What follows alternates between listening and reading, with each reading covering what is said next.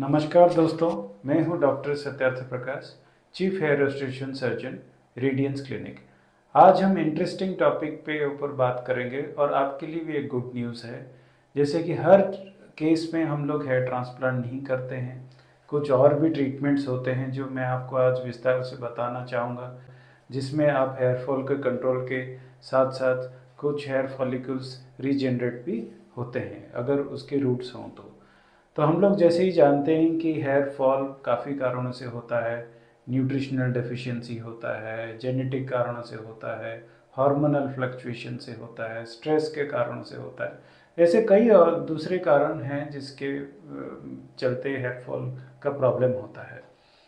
जो भी hair fall के क्लाइंट्स हमारे आते हैं, उनसे पहले हम एसेस करते हैं उनकी क्या प्रॉब्लम है और किस वजह से हेयर फॉल होता है, उनकी डिटेल हिस्ट्री लेना होता है।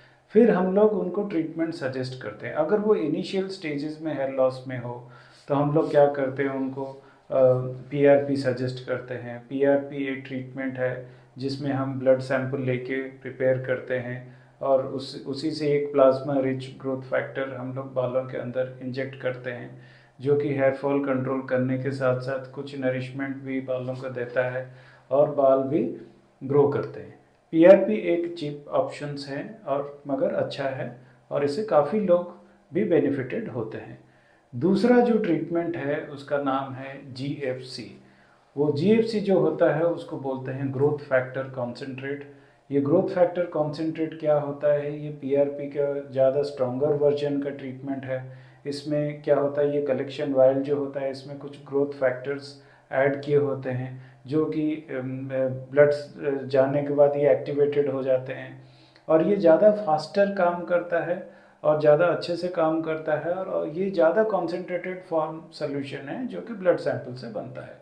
तो इससे थोड़ा जल्दी रिजल्ट्स आते हैं और ये भी अच्छा ट्रीटमेंट है जो काफ़ी हमारे क्लाइंट्स करते हैं, जिनका सेशन का स्पेसिंग होता है 1 से 1.5 महीने के बीच में एक सेशंस, और एक हेयर फॉल कंट्रोल और थोड़ा डेंसिटी बढ़ाने के लिए मिनिमम 5 से 6 सेशन का रिक्वायरमेंट होता है। तो तीसरा ट्रीटमेंट का ऑप्शन है वो है मेसोथेरेपी। मेसोथेरेपी क्या होता है, ये कॉकटेल ऑफ मेडिसिन आते हैं, उसमें एसेंशियल अमीनो एसिड्स होता है, कुछ पेप्टाइड्स होते हैं, बायोटिन होता है। ऐसे कई तरीके के इंग्रेडिएंट्स होते हैं जो बालों के अंदर इंजेक्ट करते हैं तो बालों का नरिशमेंट होता है, स्कैल्प हेल्थ इम्प्रूव होता है और हेयर फॉल भी कंट्रोल होता है। तो इन सब ट्रीटमेंट को हम यूजुअली दूसरे ट्रीटमेंट के साथ कंबाइन भी कर सकते हैं। तो अभी लेटेस्ट ट्रीटमेंट है उसका है ग्रो फैक्टर और एक्सोसोम्स अभी नए आए हैं। ये एक रीजनरेटिव मेडिसिन है। इसमें क्या होता है, कहीं पे अगर डॉर्मेंट फॉलिकल्स होते हैं तो उसको लेके हम लोग इसको बालों के अंदर हम देते हैं। इसके एक यूजुअली ये 2 वाइल में आता है जिसको कंबाइन करके करना होता है। कई कंपनियों का कई टाइप का आता है, जैसे कि वाइल्स आते हैं जिसको हमें कॉम्बिनेशंस में करना होता है। ये क्या करता है, ये स्कैल्प को रिजुविनेट करता है, फॉलिकल्स को रिजुविनेट करता है, फॉलिकल को स्ट्रेंथ करता है और न्यू ग्रोथ प्रमोशन भी करता है अगर उसके डॉर्मेंट फॉलिकल्स हैं। तो ये सब कारणों से जो एक्सोसोम्स और जो ग्रो फैक्टर ही अब लेटेस्ट है और ये सारे चीज़ें इधर रेडियंस में उपलब्ध हैं। और जो लास्ट पॉइंट मैं आपको कहना चाहूँगा वो है medical management of hair loss. जैसे कई आपको मैंने पहले ही बताया, जैसे जेनेटिक कारण के हेयर लॉस हो या कोई न्यूट्रिशनल डेफिशिएंसी के बारे में हेयर लॉस हो, तो उससे क्या होता है हम लोग मेडिकली मैनेज करते हैं।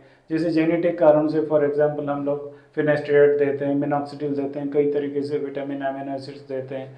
अगर ये कुछ न्यूट्रिशनल डेफिशिएंसी के लॉस हो तो उससे क्या होता है हम लोग कुछ न्यूट्रिशनल डेफिशिएंसी को करेक्ट करते हैं। तो ये सब चीज़ें हमें ब्लड टेस्ट करके हमें मालूम होता है कि किस चीज़ का न्यूट्रिशनल डेफिशिएंसी है। और जो स्ट्रेस लेवल्स है और लाइफस्टाइल मॉडिफिकेशन के बारे में भी क्लाइंट को काफ़ी समझाना होता है कि किस तरीके से क्यों हेयर लॉस हो रहा है। तो ये सब चीज़ें अगर करेक्ट करते हैं तो हम लोग का जो मेडिकली हम लोग काफ़ी सक्सेसफुली हेयर लॉस को मैनेज कर सकते हैं बिना हेयर ट्रांसप्लांट सर्जरी के। अगर आपको कुछ और इन्फॉर्मेशन की ज़रूरत है तो आप इस नंबर पे हमें संपर्क कर सकते हैं। नमस्कार।